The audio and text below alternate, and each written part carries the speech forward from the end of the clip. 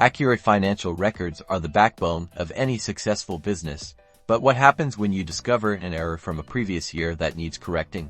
In this video, we'll break down step-by-step how to make a prior year adjustment in Peachtree, now known as Sage 50, ensuring your financial statements are accurate and compliant. First, you'll need to back up your company data before making any adjustments. Go to File, then Backup. Choose a location to save your backup file, give it a descriptive name, and click Backup now. This provides a safety net in case anything goes wrong during the adjustment process. Next, identify the specific account that requires adjustment. For example, let's say we need to correct an overstated expense from the prior year.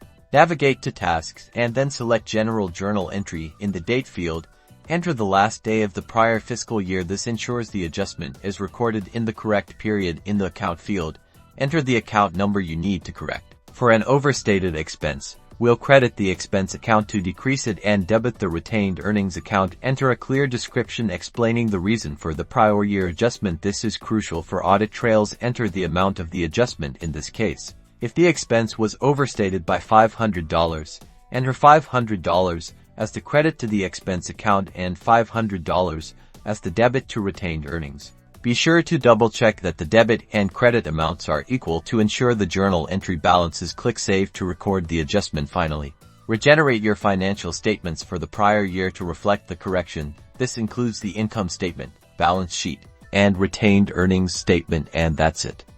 You've successfully made a prior year adjustment in Peachtree, ensuring your financial records are accurate and compliant.